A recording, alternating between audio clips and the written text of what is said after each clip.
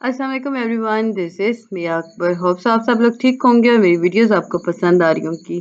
आज ही हम लोग EDU-A 430 का लेसन 3 करने जा रहे हैं। उम्मीद है कि आपको पिछले लेसन सारे समझ आ चुके होंगे। तो चलिए जी अपनी वीडियो करते हैं स्टार्ट। लेसन 3 में टॉपिक 11 आपके पास आता है जी, importance of stakeholder engagement in ECE। सबसे पहले हमारे पास क्वेश्चन आता है कि एंगेजमेंट इंपॉर्टेंट क्यों है। देखिए, एंगेजमेंट बहुत इंपॉर्टेंट है क्योंकि कम्युनिटी की अगर हम बात करें ना, वो एंगेज करती है तो ECE इम्प्रूव होता है। ये पॉसिबल नहीं है कि आप कम्युनिटी को आइसोलेट कर दें और पॉलिसीज बनाना शुरू कर दें, यानी कि विदाउट इन्वॉल्विंग कम्युनिटी आप पॉलिसीज क्रिएट करना शुरू कर दें। कम्युनिटी का बेसिक राइट है। इसमें कम्युनिटी के अंदर हम अगर डिस्कस करें तो पेरेंट्स का बेसिक राइट होता है जी कि डिसीजन मेकर होते हैं बच्चों के लिए, यानी कि उनके पास एक राइट होता है कि वो ऑन टेबल बैठें और पूरे प्रोसेस को चेक करें और देखें। इस तरह हम एंगेजमेंट की बात करते हैं तो हमें पता चला कि जो स्टेक होल्डर की एंगेजमेंट है वो इस लिहाज से बहुत इंपॉर्टेंट है कि उन्हें पता होता है, स्टेक होल्डर्स के तौर पे अगर हम पेरेंट्स को रखते हैं तो उन्हें पता होगा कि बच्चों के लिए जो चीज़ बनाई जा रही है वो कितनी कंफर्टेबल है उनके लिए, वो कितना उस पे अच्छे से वर्क कर सकते हैं। एंगेजमेंट एक और पॉइंट है, जो क्वेश्चन आता है कि इंपॉर्टेंस बताएं एंगेजमेंट की, तो आप एक तो ये लिख सकते हो। सेकंड, आप इसमें लिख सकते हो कि एंगेजमेंट बहुत इंपॉर्टेंट है स्टेक होल्डर्स के लिए। क्यों? क्योंकि इसमें वो कनेक्ट करते हैं स्कूल के साथ। अब स्कूल जो है वो कनेक्ट कर रहा है कम्युनिटी के साथ, और यही कम्युनिटी जो होती है वो स्कूल पे वर्क कर रही होती है एक लार्ज लेवल पर, और देन वो पॉलिसी मेकर्स के पॉइंट पर पहुंच जाते हैं। How will this happen, question आता है। ये इसलिए होता है कि देखिए, जब हम सेलेक्ट करते हैं ना रिप्रेजेंटेटिव को, जो कि रिप्रेजेंट कर रहे होता है कम्युनिटी को अप्रिशिएटली, इसमें ये जो सिलेक्शन हो रही होती है ये पेरेंट्स की तरफ से हो रही होती है, स्कूल एडमिनिस्ट्रेशन की तरफ हो रही होती है। इसमें इन्वॉल्व किया जाता है जी process of policy making. Like इसमें हम policy rather than who are doing policy making. Like इसमें कहा गया था कि एक्चुअल रियलिटीज ऑफ स्कूल्स को देखा जा रहा होता है। ये नहीं होता कि आंखें बंद करके पॉलिसी बना रही होती है गवर्नमेंट। अब इसमें मतलब स्ट्रेटजीज आ जाती हैं। फर्स्ट स्ट्रेटजी है एस्टेब्लिश क्लियर कम्युनिकेशन चैनल। एक क्लियर कम्युनिकेशन चैनल को एस्टेब्लिश करना बहुत जरूरी हो जाता है। Hold regular meeting and workshop. Third one is seek input and feedback. Involve parents in decision making. हमने बात की ना कि उनका बेसिक राइट है कि पेरेंट्स को इन्वॉल्व किया जाए स्टेक होल्डर के तौर पर पॉलिसी मेकिंग के अंदर। फिर प्रोफेशनल डेवलपमेंट अपॉर्चुनिटीज आ गई, कोलैबोरेट विद कम्युनिटी ऑर्गेनाइजेशन आ गया। इसमें कुछ भी आपको नहीं लिखना, सिंपल पॉइंट्स होते हैं। एडवोकेट फॉर पॉलिसी सपोर्टर्स आ गए। सेलिब्रेट अचीवमेंट हो गई। अब कैसे सेलिब्रेट की जा सकती हैं अचीवमेंट। अब देखिए, ऑनलाइन अगर हम देखें ना तो ICT के थ्रू ये बहुत आसान हो गया है। इसमें ऑनलाइन डिजिटल सर्टिफिकेट दिए जाते हैं, डिजिटल रिकग्निशन हो रही होती हैं पेरेंट्स की, टीचर्स की, उन स्कूल्स की जो कि अच्छा वर्क कर रहे होते हैं पूरा साल। प्रमोट डाइवर्सिटी और इंक्लूसिविटी की जाती है। इंकरेज पेरेंटल इन्वॉल्वमेंट हो रही होती है। शेयर सक्सेस स्टोरीज हो रही होती हैं। अब सक्सेसफुल एंगेजमेंट जो होती है ये बेसिकली एक ऑन गोइंग एफर्ट है, याद रखिएगा। सक्सेसफुल एंगेजमेंट जो होती है ये ऑन गोइंग एफर्ट होती है। फर्दर आपके पास टॉपिक आता है जी, national international context of ICE and ECE। अब जब हम बात करते हैं ना नेशनल इंटरनेशनल कॉन्टेक्स्ट की, तो आपके सामने आता है डिजिटल डिवाइड, और हम लोग इसे एक्सप्लेन कर चुके हैं कि डिजिटल डिवाइड है क्या। लेकिन हम रिकॉल करते हैं, डिजिटल डिवाइड बेसिकली वो गैप है जो डिजिटल फैसिलिटीज़ के दरमियान पाया जाता है, और ये वो डिजिटल फैसिलिटीज़ होती हैं जो ये लाइक कंट्री के मुख्तलिफ हिस्सों में पाई जा रही होती हैं। इस गैप के बिहाफ पे बच्चे जो होते हैं ना, वो अगर हम देखें ना, स्टूडेंट्स जो हो रहे होते हैं ना, वो असेस नहीं कर पा रहे होते टेक्नोलॉजीज को। वो लाइक क्यों नहीं कर पा रहे होते हैं? बिकॉज आपके पास सोशल, इकोनॉमिक और इंफ्रास्ट्रक्चर रीज़न हो रही होती हैं। इसी तरह अगर हम फर्दर देखें तो इसमें अफेक्टिंग आ गया जी, किस तरह ये अफेक्ट करता है ICT को, मतलब ICT इस कॉन्टेक्स्ट में किस तरह अफेक्ट हो रहा है। इसमें हम अगर बात करें तो बहुत सारे बेनिफिट्स भी हैं जी ICT के। इसमें बेटर रिजल्ट आ गया, इनेबल करता है जी लेसन्स को। IWB के ऊपर अगर डिवाइड गैप है आपके पास, डिजिटल डिवाइड उसमें आ गया है, तो होगा क्या कि बच्चे जो होंगे वो प्रॉपर नहीं अचीव कर सकेंगे, प्रॉपर लेसन नहीं ले सकते, सो वो मिस कर देते हैं इम्पोर्टेंट चीज़ें। आसान में वर्ड्स में बताऊँ तो डिजिटल डिवाइड बेसिकली ये वो गैप है जो कि आपके इंटरनेट के थ्रू आ रहा होता है। इसमें हो क्या रहा होता है कि कभी-कभी होता है ना कि मुल्क के मुख्तलिफ हिस्सों में अच्छे से सिग्नल्स नहीं चल रहे, नेट वर्क नहीं कर रहा अच्छे से, लाइक उसमें बच्चा जो होगा वो लेसन को मिस कर देगा, उसके पास और कोई ऑप्शन नहीं है क्योंकि नेट नहीं चल रहा। तो इस तरह ये प्रॉब्लम काफ़ी ज़्यादा अकर होता है, ये आईसीटी के थ्रू कोई एजुकेशन कॉन्टेक्स्ट को काफ़ी देखिए असरअंदाज हो रहा होता है। अब इसमें आपके पास एक डायग्राम थी, टोटल पॉपुलेशन बताई गई थी 7.676 बिलियन है। इसमें अर्बनाइजेशन को 56% बताया गया था। मोबाइल यूजर्स को देखें तो 5.11 था। लाइक हम इसे फॉरन से देखते हैं तो कुछ इस तरह होगा कि ये 2019 की रिपोर्ट है आपके सामने, जिसमें अर्बनाइजेशन पॉपुलेशन जो है वो 56% है। इसका मतलब है कि अर्बनाइजेशन बेसिकली वो पॉपुलेशन है जो कि रह रही है सिटीज़ के अंदर। पाकिस्तान के अंदर हम देखें तो जो पॉपुलेशन है वो 37% है, जिसका मतलब है कि 37% हमारी पॉपुलेशन जो है वो अर्बनाइज है। यूनिक मोबाइल यूजर जो है वो 67% है, ये होल वर्ल्ड के हैं। लाइक हम पूरी दुनिया की बात कर रहे हैं, पाकिस्तान के अंदर 76%, जिसका मतलब ये है कि पाकिस्तान के अंदर बहुत सारे मोबाइल यूजर्स हैं। मोबाइल की अगर हम बात करें तो ये एक ऐसा सिंबल है, कैसा स्टेटस है, लाइक स्टेटस सिंबल्स ये क्रिएट हो चुका है पाकिस्तान के अंदर। अब इस वक्त के अंदर ये सिंपल पाकिस्तान के अंदर नहीं, पूरी दुनिया के अंदर एक स्टेटस सिंबल के तौर पे वर्क कर रहा है। लोग ज़्यादा से ज़्यादा मोबाइल की तरफ जा रहे होते हैं और लोग चाहते हैं कि उनके हाथ में एक अच्छा मोबाइल हो। इंटरनेट यूजर्स देखें तो होल वर्ल्ड के अंदर 57% है, पाकिस्तान के अंदर 22% है। एक्टिव सोशल मीडिया यूजर्स जो है वो 45% है। पाकिस्तान की अगर हम बात करें तो वो 18% है, और ये जी रेस्ट ऑफ वर्ल्ड कंपेयर करें तो काफ़ी कम है। मोबाइल सोशल मीडिया यूजर्स देखा जाए तो सोशल मीडिया अगर जो मोबाइल में यूज़ कर रहे हैं वो 18% है। दुनिया के अंदर अगर हम देखें तो वो 42% है। इस तरह नंबर जो होते हैं वो बहुत इंपॉर्टेंट रखते हैं क्योंकि ये कंट्रीब्यूट करते हैं आईसीटी को यानी ईजी। फर्दर इसमें इस लिहाज से यानी पेपर रिलेटेड इम्पोर्टेंट नहीं था। बिगेस्ट चैलेंज अगर पाकिस्तान का देखा जाए तो वो है WOSC। अब WOSC क्या है? Out of school children. याद रखिएगा, WOSC बेसिकली एब्रीवेशन है आउट ऑफ स्कूल चिल्ड्रन। अब इसमें बच्चे जो हैं वो एस्टिमेट किए गए थे 22.8 मिलियन। अब इसमें अगर हम देखें तो जो स्कूल एज ऑफ 5 to 16 देखा जाए तो बच्चे जो हैं ये वो बच्चे हैं जो कि स्कूल नहीं जाते। पाकिस्तान जो है वो WOSC के अकॉर्डिंग सेकंड नंबर पे आता है पूरी दुनिया के अंदर। हाईएस्ट नंबर जो है वो नाइजीरिया का है, याद रखिएगा। मोर चैलेंजेस फॉर पाकिस्तान आपके पास आ जाता है। फर्स्ट फैक्टर जो है वो बजट है।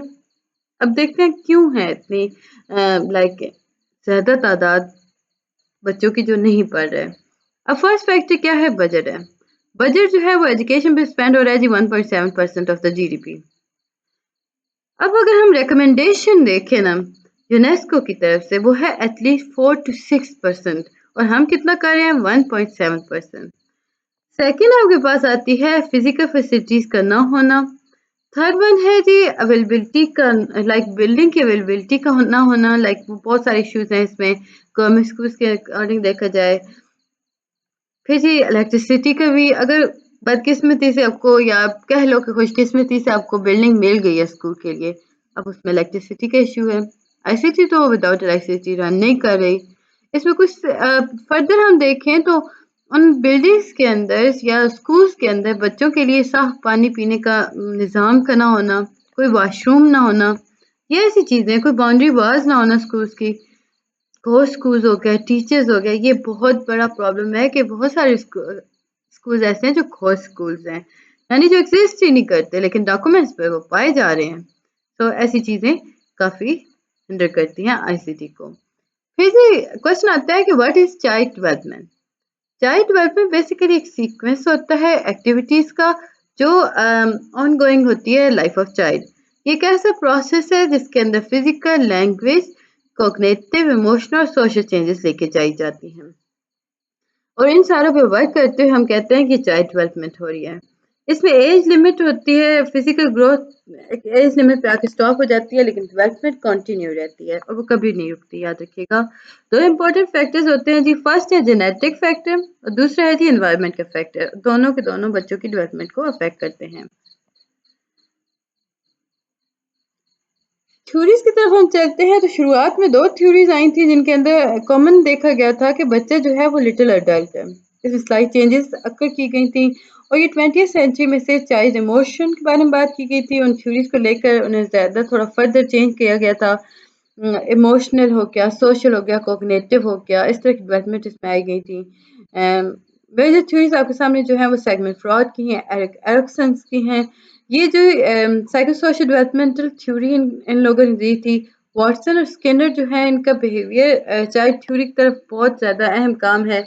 इसमें उन्होंने इंट्रैक्शन बताई थी इन्वायरमेंट की कि बच्चा किस तरह इंटरेक्ट होता है। जीन पिगेट जो है ये इसने कॉग्निटिव डेवलपमेंट थ्योरी दी थी और पिगेट थ्योरी काफ़ी लाइक हम देखें तो सारों की थ्योरी ने काफ़ी वर्कआउट किया था। इसमें पर्सन थॉट प्रोसेस को देखा गया था। जॉन बेल्बे के बारे में बात की गई थी। इसमें अटैचमेंट थ्योरी के वर्क की जॉन बेल्बे जो था इसने अटैचमेंट थ्योरी दी थी। उस थ्योरी के अकॉर्डिंग बच्चा जो होता है ना अर्ली चाइल्डहुड के अंदर अपने केयर गिवर की तरफ से अटैचमेंट फील करता है, लाइक सेफ फील करता है खुद को। इसी तरह सोशल लर्निंग थ्योरीज आ गई। सोशल लर्निंग और साइको सोशल आ गए, बहुत ये क्लोजली रिलेट हैं। इन दोनों में सोशल इंटरेक्शन के बारे में बात की जाती है। सोशल कल्चर थ्योरी फिर आई, वर्गोट्स्काय इन्होंने थ्योरी दी थी और स्ट्रेस किया था कि hand on experience of learning के ऊपर काफ़ी ज़्यादा उन्होंने स्ट्रेस किया था। ये चीज़ आपके पास सिंपल ग्लिम्स थी जी थ्योरीज की, यानी कि आपको इनके पॉइंट्स याद रखेंगे, आपके एमसीक्यूज बन जाते हैं और शॉर्ट और लॉन्ग क्वेश्चन भी बन जाते हैं। फिर जी आईसीटी हेल्प कैसे करती है डेवलपमेंट के अंदर? Cognitive development, creative development, physical development, keeping healthy, communication literacy, language development, speaking, reading and writing हो गया, इनकरेज स्टोरी टेलिंग हो गया, सोशल इमोशनल लर्निंग्स आ गई यानी SEL, सेल्फ मैनेजमेंट। कोई से भी आप 6 या 7 याद कर लें, इनफ होते हैं आपके लिए। अब जी आपके सामने कुछ चीज़ों को क्लियर होना बहुत ज़्यादा ज़रूरी है। पहली क्या है? पहले ये है कि आईसीटी जो है ये सपोर्ट टूल है, ये एंड गोल नहीं है। लाइक आप आईसीटी को यूज़ करते हो as a support tool. Second, इसमें हम पेरेंट्स और टीचर को देखते हैं तो आप फील करते हो ना कि आजकल के जो बच्चे हैं वो जल्दी सीख जाते हैं, जल्दी उन्हें समझ आ जाता है। सो यहाँ पे दो कॉन्सेप्ट्स हैं, टू सून, टू फास्ट। अगर ये टू सून और टू फास्ट जो है ये लाइक बच्चों के लिए not for parents and teacher. So ये जो प्रोसेस हो रहा होता है एनवायरनमेंट के इंटरेक्शन के अंदर, तो इसमें काफ़ी सारी प्रॉब्लम्स आ रही होती हैं। चेंज ऑफ एटीट्यूड की अगर हम बात करें तो वो रियलिटीज़ की तरफ बच्चों को दुनिया की रियलिटी की तरफ बहुत ज़्यादा झुकाव रखते हैं बच्चे। वो कंपेयर कर होते हैं, कंट्रास्ट कर होते हैं रियलिटीज़ को। रिस्पॉन्सिबिलिटीज़ क्या हैं और कब तक रहेंगी, इस बारे में बच्चे को समझ आ चुकी होती है। क्योंकि हमने बात की ना टू फास्ट टू हमने क्या देखा था, टू सून। उम्मीद है कि आपको हर चीज़ समझ आ रही होगी। काइंडली मेरे चैनल को लाइक और सब्सक्राइब कर दीजिएगा। बेबीज एंड स्क्रीन, आगे बढ़ने से पहले आपको दिमाग में एक बात रखनी होगी कि बेबीज और स्क्रीन पे काफ़ी रिसर्च हुई, लाइक काफ़ी कम रिसर्च हुई। हमें इस पे बहुत ज़्यादा रिसर्च करने की ज़रूरत है कि बच्चों को कितना देना चाहिए स्क्रीन टाइम। अच्छा, हम यहाँ पे अब देखते हैं कॉग्निटिव डेवलपमेंट माइलस्टोन्स के अंदर, जहाँ पे आईसीटी हेल्प कर सकता है और कहाँ पे वो नहीं कर सकता। फ्रॉम बर्थ टू 3 मंथ, अब ये वो एज है, इसमें फर्स्ट माइलस्टोन आता है लाइक बर्थ से फर्स्ट 3 मंथ। इसमें होता क्या है कि बच्चा जो होता है वो डेमोन्स्ट्रेट कर रहा होता है एंटीसिपेटरी बिहेवियर को, लाइक रोटिंग हो गया, सकिंग हो गया। फिर इसके बाद डिटेक्ट वो साउंड करता है, उनकी पिच और वॉल्यूम को डिटेक्ट कर होता है। लाइक इसमें हम ऑब्जेक्ट्स को क्लियरली देख चुका, मतलब उसे कंट्रोल कर रहा होता है, डिस्टेंस कर रहा होता है। इसमें डिस्टेंस की अगर हम बात करें तो 13 इंच तक जा सकता है। फोकस करेगा मूविंग ऑब्जेक्ट्स के ऊपर। इस एज में बच्चा जो होता है विजुअल स्पेक्ट्रम के तौर पे, ह्यूमन विजुअल स्पेक्ट्रम के अकॉर्डिंग वो कलर्स देखना शुरू कर देता है। टेस्ट, स्वीट, सॉल्टी और बिटर सोल, इनका वो डिफ्रेंशिएट करना सीख जाता है। फेशियल एक्सप्रेशन को यूज़ करता है एनवायरनमेंट को। ठीक, इससे फिर हम 6 मंथ की तरफ जाएँ तो यहाँ पे बच्चा जो होता है ना वो परसेप्चुअल एबिलिटीज़ की तरफ जा रहा होता है, लाइक वो स्टिल डेवलप हो रही होती हैं। इसमें इमिटेट फेशियल एक्सप्रेशन वो कर लेता है, रेक कर लेता है, फैमिली साइंस पे रिकग्नाइज करता है फैमिली फेसेस को। इसी तरह हम रिस्पॉन्ड करते हैं फेशियल एक्सप्रेशन को। 6 से 9 मंथ में देखें तो ये मेंटल प्रोसेस है जी इन्फिनिट कम। इसमें वो क्रिएटिव टास्क की तरफ बढ़ रहा होता है, बेबी ब्रेन डेवलप हो रहा होता है, इनर वर्किंग स्टार्ट हो चुकी होती है। इसमें गेज लॉन्गर एट थिंक करना शुरू कर देता है, सस्पेंडेड इन मिड एयर। इसमें अगर हम बात करें तो ये डिफरेंस बताना शुरू कर देता है तस्वीरों के अंदर से, लाइक इसमें ऑब्जेक्ट्स को डिफरेंशिएट कर रहा होता है। एनिमेट एनिमेट कर रहा होता है, यानी वो एनिमेट कर रहा होता है ऑब्जेक्ट्स को। 1 to 2 years के अंदर हम देखें तो ये सोशल कोग्निटिव डेवलपमेंट यहाँ पे फिजिकल सोशल कोग्निटिव डेवलपमेंट यहाँ पे रैपिडली ग्रो कर रही होती है। आइडेंटिफाई बच्चा सिमिलर ऑब्जेक्ट्स को कर लेता है, इमिटेट कर होता है एक्शंस को, लैंग्वेज को लर्न कर होता है एक्सप्लोरेशंस के थ्रू। वो डिफरेंस बता सकते हैं मी और यू के दरमियान। 2 से 3 ईयर की अगर हम बात करें तो बच्चा जो होगा वो इंडिपेंडेंट हो चुका होगा। अब वो आइडेंटिफाई कर सकते हैं अपने रिफ्लेक्शन मिरर के पास नेम, वो इमिटेट कर सकते हैं कम्प्लेक्स एडल्ट एक्शन को, मैच ऑब्जेक्ट्स को कर सकता है, ऑब्जेक्ट्स को पिक्चर के अकॉर्डिंग ले जा सकता है।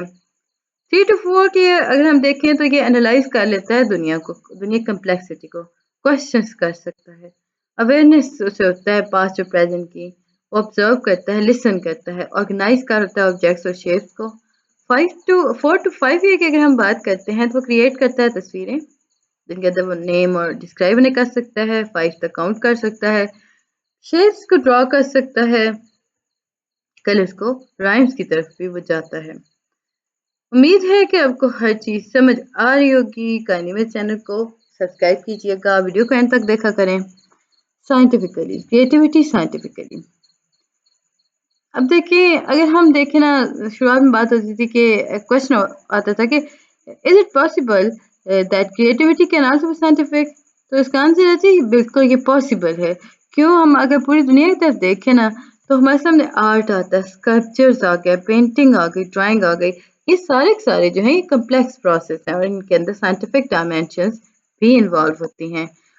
What will be the creativity in scientific way? अभी हमने बात की ना कि क्रिएटिविटी आर्ट्स के अकॉर्डिंग अगर हम देखें तो क्या होगी, तो हो सकती है, वो भी हमने डिस्क्राइब की। अब साइंटिफिक वे की तरफ देखें, अब आइडेंटिफाई करते हो न्यू प्रॉब्लम सॉल्विंग को। अब प्रॉब्लम्स को आप देखते हो, उनके बारे में रिसर्च कर रहे हो, फैशंस देख रहे हो कि किस तरह से सॉल्व करना है। तो ये साइंटिफिक क्रिएटिविटी के अंदर आता है। अब एक मिथ है आर्टिजी और साइंसरी, यानी आर्टिस्टिक और साइंटिफिक। रिसेंटली हम देखें तो आपके पास ये एक सजेस्ट आप की गई थी इमेज जिसके अंदर कहा ये जाता था कि या तो आप आर्टिस्ट हो सकते हो या आप साइंटिफिक हो सकते हो। मीन कि या तो आप आर्ट साइड पे जा सकते हो या आप साइंस को लेके जा सकते हो, आप दोनों को साथ लेके नहीं चलते हो, लेके जा नहीं सकते हो। अगर आप इन दोनों के साथ लेके चलोगे ना तो आप लॉजिकल मोर क्रिएटिव होकर, जो कि सही नहीं है। ये ऐसा पॉइंट था जो ओल्ड टाइम पे काफी चलता था। हु कैन क्रिएट, किन रॉबर्टसन 2010 के अंदर उसने कहा कि हर इंसान जो है उसके पास ह्यूज क्रिएटिव कैपेसिटीज होती हैं, वो डेवलप कर सकता है चैलेंजेस को। वाई क्रिएटिविटी कहा। अब ये क्वेश्चन आता है कि जरूरत क्या है जी क्रिएटिविटी की, क्यों जरूरी है। 21st सेंचुरी के अंदर देखें तो ये आपके सामने एक बहुत इंपॉर्टेंट स्किल के तौर पे ये आती है creativity, collaboration and life skills. ये सारी इम्पोर्टेंट आ जाती हैं 21st सेंचुरी के अकॉर्डिंग। हम इसके बगैर आगे मूव नहीं कर सकते। बच्चों को क्रिएटिव स्किल्स सिखाना बहुत ज़रूरी है क्योंकि ये इस इरा की डिमांड है। 4 स्टेजेस आ जाती हैं जी। अब इन 4 स्टेजेस को देखें तो इसमें आप देखो तो आपके सामने आता है सोशल साइकोलॉजिस्ट ग्राहम वेलेस। इन्होंने इन स्टेजेस को दिया था 1926 के अंदर। इसमें बेसिक और फाउंडेशंस बताए गए थे, मल्टीपल कॉन्सेप्ट्स रिलेट किए गए थे, डिफरेंट स्ट्रेटजीज लाई गई थी। ये 7 स्टेजेस आपके पास आती हैं। फर्स्ट है प्रिपरेशन, यानी आप सबसे पहले प्रिपेयर करते हो। अब क्वेश्चन आता है कि क्या प्रिपेयर करना है। जब आप क्रिएट कर रहे होते हो ना किसी भी एक्टिविटी को, तो आप प्लान करते हो अपने दिमाग के अंदर कि आपने करना क्या है, आपने क्या पेंट करना है, आपने क्या लिखना है, लाइक उस बारे में होता है। फिर इंक्यूबेशन, अब जब आपने सोच लिया, ये बहुत इंटरेस्टिंग स्टेज होती है। इसमें आप जाते हो कि इंक्यूबेटर के तौर पे किस चीज़ को लेके जाओगे। इन्वायरमेंट को क्लोजली आप देखोगे, फैक्टर्स को देखोगे, आप उन फैक्टर्स पे वर्क करोगे, पेशेंटली वेट करोगे, देन आपको डिजायर रिजल्ट मिल जाएगा। इंक्यूबेशन फेज जो होती है इसमें बेसिकली अंडरस्टैंडिंग की बात की जाती है। फिर एलिमिनेशन, ये थर्ड स्टेज है जी। इसमें आप डिसाइड करते हो कि थिंग्स को किस तरह लेके चलना है क्रिएटिव टास्क के अकॉर्डिंग। फिर है वेरिफिकेशन। वेरिफिकेशन की अगर हम बात करते हैं तो फोर्थ स्टेज की आपके पास वेरिफिकेशन आ जाती है। इसमें हम विदाउट आइडियाज़ के बारे में हम लाइक इसमें ये वो स्टेज है जब आप विदाउट योर आइडिया आप देखते हो कि मतलब आइडियाज़ को हम किस तरह मिला के चल सकते हैं। मैंने आपको 7 स्टेजेस बताई थी। बेसिकली ये 4 स्टेज यहाँ पे बताई गई। नेक्स्ट लेक्चर के अंदर हम इसकी 7 स्टेजेस देखेंगे। उम्मीद है कि आपको समझ आया होगा और पसंद भी आया होगा। मिलते हैं नेक्स्ट वीडियो में, तब तक के लिए अल्लाह हाफिज़।